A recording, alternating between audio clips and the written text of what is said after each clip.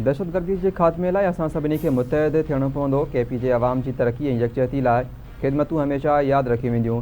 सोहेल आफ़रीदी जॾहिं वॾो वज़ीर चूंडियो त फ़ोन करे खेसि मुबारकूं ॾिनियूं ऐं चयो त गॾिजी दहशतगर्दी ऐं बदअमनी जो मुक़ाबिलो कयो। खेसि आश बि कई त वफ़ाक़ अवां सां भरपूर सहकार कंदो। उमेद आहे त सोहेल आफ़रीदी तजवीज़ जो हाकारी जवाबु ॾींदो।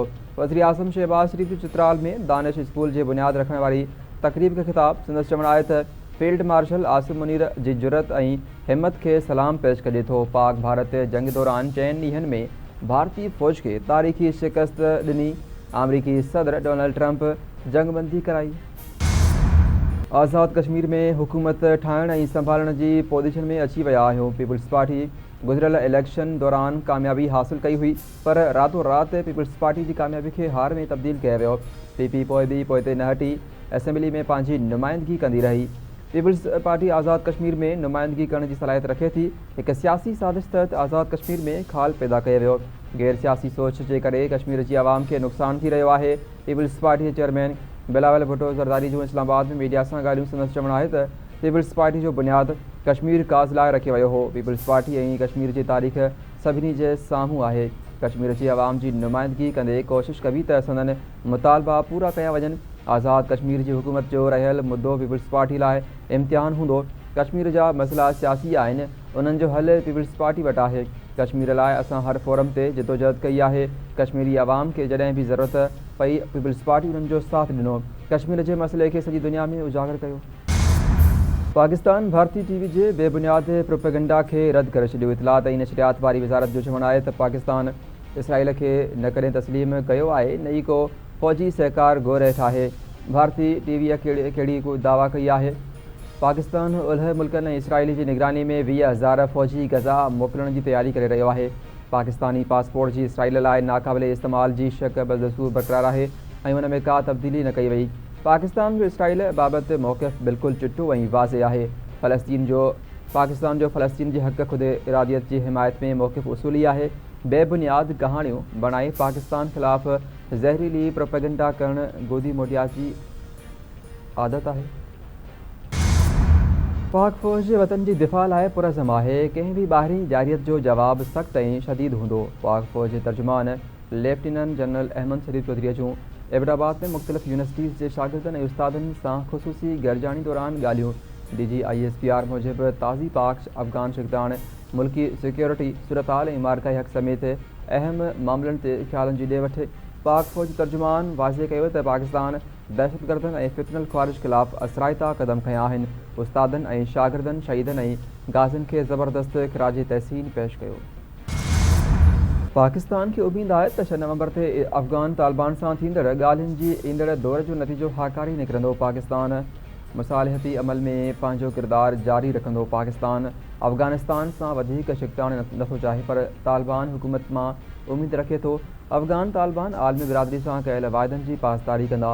उमेद आहे त अफ़गानिस्तान पंहिंजी ज़मीन पाकिस्तान ख़िलाफ़ इस्तेमालु थियणु न ॾींदो।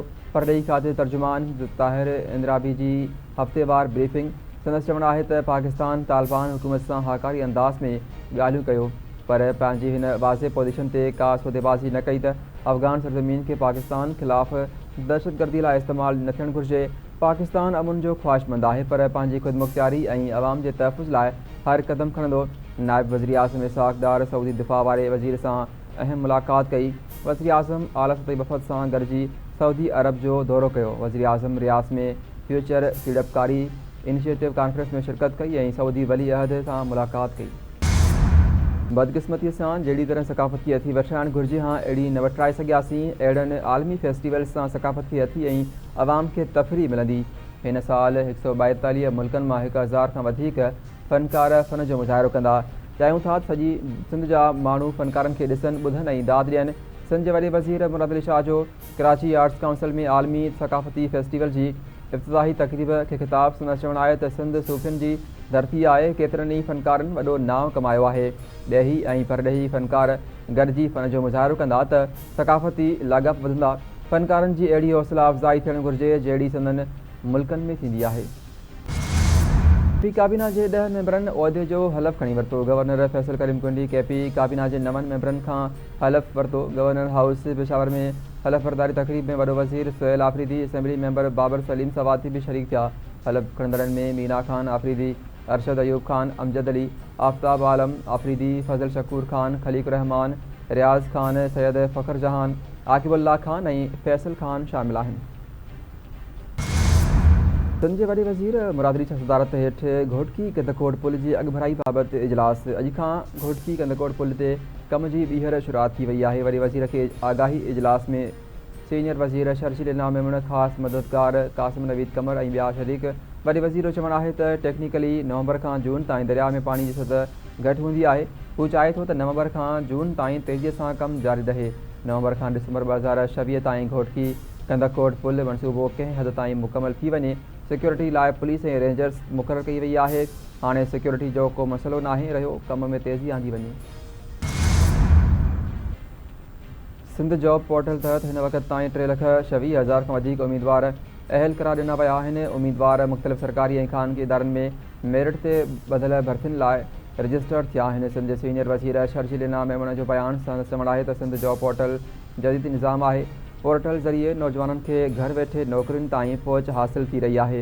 वक़्त ऐं वसीलनि जी बचत थी रही आहे। पोर्टल में ग्रेड 5 खां 15 ताईं जी सरकारी नौकरियुनि, टेक्निकल ऐं नॉन टेक्निकल नौकरियुनि खां सवाइ ख़ानगी शोबे जा मौक़िया बि शामिल कया विया आहिनि। सिंध हुकूमत नौजवाननि लाइ रोज़गार जा दरवाज़ा खुलण सां उन्हनि खे जदीद महारतुनि मां फ़ाइदो हासिल करण ते ध्यानु ॾेई रहिया आहिनि।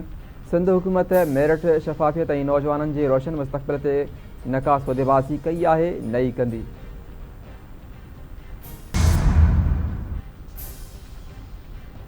आई जी सिंध सदारत हेठि फेसलेस ई टिकटिंग सिस्टम बाबति इजलास में DIG traffic faceless e ticketing जी सहूलियत बाबति ब्रीफिंग ॾिनी। IG गुलाम नबी मेमण हिदायत कई आहे त सूबे में बिना नंबर प्लेट हलंदड़ गाॾियुनि ख़िलाफ़ सख़्त कार्रवाई कई वञे। असांजो असुलु मक़सदु ट्रैफ़िक हादसनि खे रोकणु ऐं क़ानून खे यकीनी बणाइणो आहे।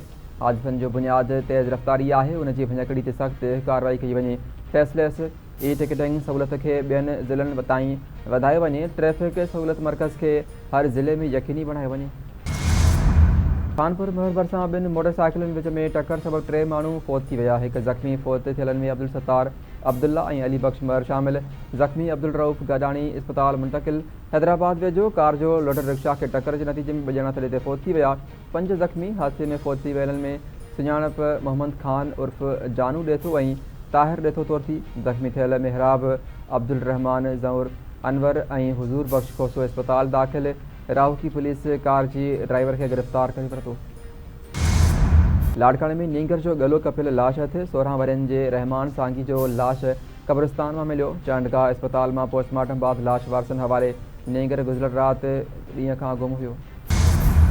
खैरपुर जे सेंट्रल जेल जो कैदी इस्पताल में फ़ौत। जेल इंतज़ामिया मूजिबि कैदी नसीर नारेजो खे जेल अंदरि पेट में तकलीफ़ थी हुई। खेसि इस्पताल दाख़िल कयो वियो, जिते हुन दम ॾिनो। इंतज़ामिया मूजिबि नसीर नारेजो गुज़िरियल 4 सालनि खां क़त्ल केस में गिरफ़्तार हो। कराची जे सरकारी इस्पतालनि में डेंगी जा 36 ऐं ख़ानगी इस्पतालनि में 59 नवां मरीज़ दाख़िल थिया। हैदराबाद जे सरकारी इस्पतालनि में 4457 नवां केस आया। सिंध जे ॿियनि ज़िलनि जे सरकारी इस्पतालनि में हिन वक़्त ताईं डेंगी जा 210 मरीज़, जॾहिं त ख़ानगी इस्पतालनि में 118 मरीज़ इलाज हेठि आहिनि। सॼी सिंध जे ख़ानगी इस्पतालनि में मजमूई तौर ते 248 मरीज़ दाख़िल आया। सिंध जे सिहत खाते पारां डेंगी जी सूरत हाल बाबति रिपोर्ट जारी। सिहत खाते मूजिबि कराची में कुल 421 आहे। हैदराबाद में 765 डेंगी जा हाकारी केस साम्हूं आया। सिंध जे लेबॉरेटरीज़ में 4500 माण्हुनि मां 1186 माण्हुनि जी डेंगी रिपोर्ट पॉज़िटिव आई। ऐं पाकिस्तान रेलवे पारां बाबा गुरु नानक जे सालियाने मेले दौरान सिंध मां बि ख़ासि रेलगाॾियूं हलाइण जो ऐलान। सिख ऐं हिंदू यात्रियुनि लाइ ख़ासि रेलगाॾी 1 नवंबर खां कराची कैंट स्टेशन खां नानकाना साहिब लाइ रवानी थींदी। कराची कैंट खां ख़ासि ट्रेन सुबुह 11 वॻे रवानी थींदी, जेका हैदराबाद, नवाबशाह, खैरपुर समेत सिंध जे ॿियनि शहरनि मां थींदे 2 नवंबर ते नानकाना साहिब पहुचंदी।